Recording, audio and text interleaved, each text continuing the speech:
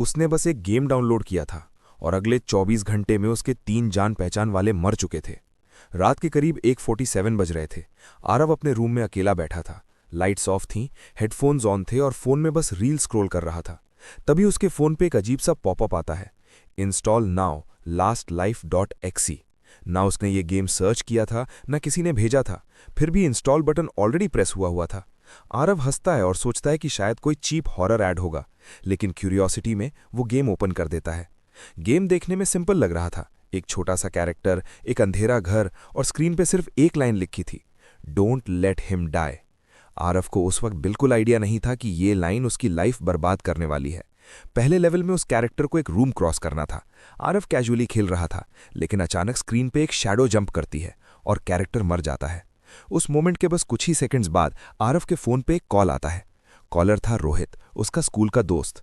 Aarav call उठाता है, लेकिन सामने रोहित नहीं, उसकी मम्मी होती हैं। उनकी आवाज कांपते हुए बोलती हैं, बेटा रोहित का एक्सीडेंट हो गया, वो नहीं रहा। आरव का हाथ सुन्न पड़ जाता है, क्योंकि गेम के कैरेक्टर का नाम भी रोहित ही था। पहले आरव को लगा ये बस एक कोइंसिडेंस है, डरावना है लेकिन कोइंसिडेंस। लेकिन फिर उसने गेम दोबारा ओपन किया। लेवल 2 ऑलरेडी अनलॉक हो चुका था। इस बार स्क्रीन पे जो नाम आया उसे देखकर उसका खून जम गया, नेहा, उसकी कजिन। आरव पैनिक में तुरंत गेम बंद करने लगता है। एग्जिट बटन प्रेस करता है, होम बटन दबाता है, फोन स्विच ऑफ करता है, लेकिन कुछ काम नहीं करता। फोन खुद ही वापस ऑन हो जाता है और गेम फिर से खुल जाता है। अब गेम में नेहा एक हॉस्पिटल के कॉरिडोर में खड़ी होती है और उसके पीछे अंधेरे में कुछ चल रहा होता है। आरव उसे बचाने की पूरी कोशिश करता है, लेफ्ट राइट रन हाइड, लेकिन जितना वो बचाने की कोशिश करता, गेम उतना ही मुश्किल होता जाता।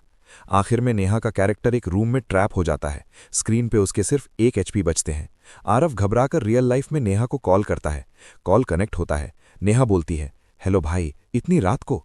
और उसी सेकंड एक जोर का ब्रेक लगने की आवाज, ग्लास टूटने की साउंड और लाइन कट। आरव का दिल सीधा पेट में गिर जाता है। अगली सुबह पता चलता है नेहा का कार क्रैश हो गया। उस मोमेंट के बाद आरव को समझ आ जाता है, ये कोइंसिडेंस नहीं है। गेम में जो मरता है, रियल लाइफ में वो सच में मर रहा है। अब आरव डर के मारे इंटरनेट पे सर्च करता है, lastlife.exe, लेकिन उस गेम का कोई रिजल्ट नहीं मिलता। न गूगल पे, न गेमिंग फोरम्स पे, न किसी ऐप स्टोर पे। सिर्फ dark web type hidden threads में उसे एक ही बात बार बार लिखी मिलती है, जिसने गेम स्टार्ट किया वो लास्ट लेवल तक बचेगा नहीं। फिर उसे एक पुरानी आर्काइव्ड पोस्ट मिलती है, जिसमें लिखा होता है, ये गेम किसी इंसान ने नहीं बनाया, ये गेम प्लेयर्स को चूज करता है। ये पढ़कर आरव के हाथ कांपने लगते हैं। गुस्से और डर में वो फोन को जमीन पे फेंक देता है। स्क्रीन क्रैक हो जाती है, लेकिन गेम फिर भी चलती रहती है। तभी लेवल 3 खुलता है। आरव धीरे से स्क्रीन देखता है और जो नाम उस पे लिखा होता है उसे देखकर उसकी सांस अटक जाती है। आरव, अब गेम में अगला टारगेट वो खुद था।